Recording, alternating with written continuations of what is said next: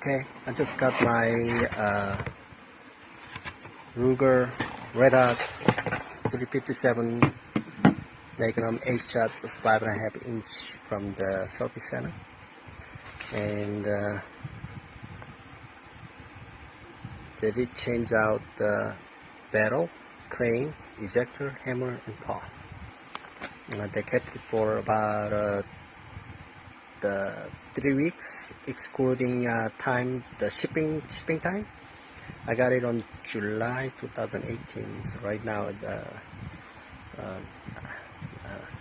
August, and then they did a test fire and saying it's on the rest about look like inch and a half, maybe, yeah, look like an inch and a half group.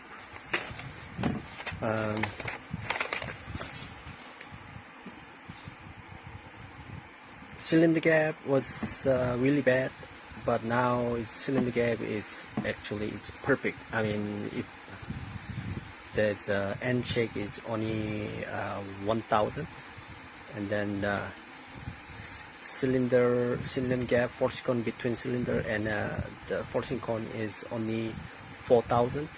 Anything smaller, it'll be unreliable.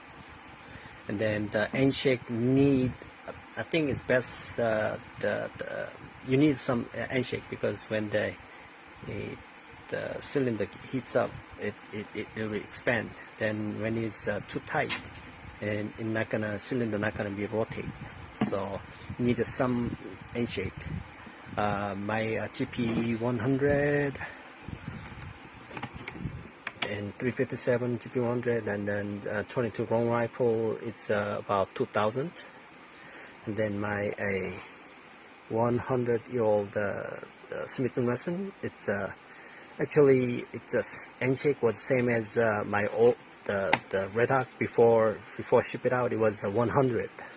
That was 100 too, but I put the shim, so now end shake is 1,000. So same as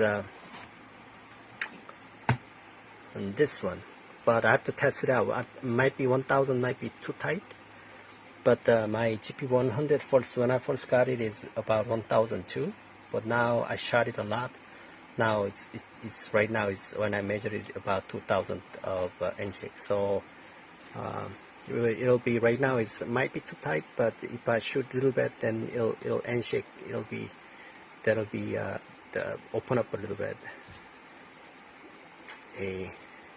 So it's perfect. But what is not perfect, it's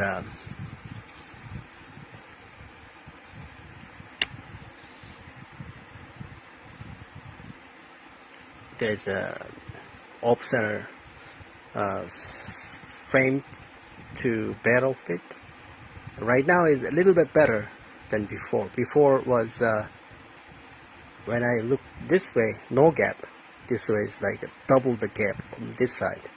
But right now, I don't know, maybe barrel was one thick on this side, the old one, but right now it's a little bit better, but still it's narrow here, thicker here, but look like they sand it to make it gap smaller, because right now it's a more straight here, and then just end the sand wheel to just sand it, look like. And then before it was straight, now it's a crooked. And right here, if you look at it, see right here, look like there's a sand wheel to just, and then it's crooked. And then trigger pulleys got better.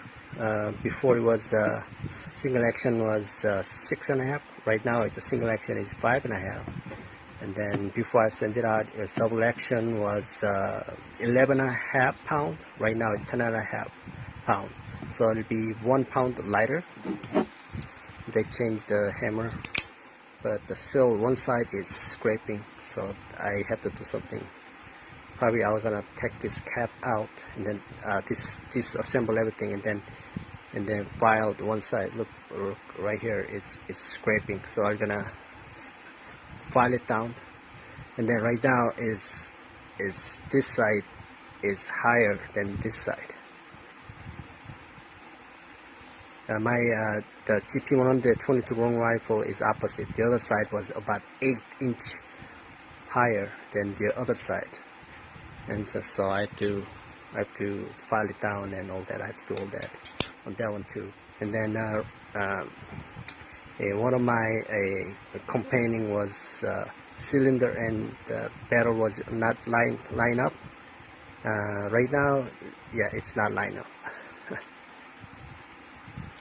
And then look like I have to do some filing on the crane to make it, because right now it's only bottom of this side touching this side. Let's say this edge, let's say this is that edge, the frame, and then let's say my hand it's crane, then it's supposed to be like that, perfectly like this. Right now it's like touching only like this, and then the cylinder and then a barrel is not matching.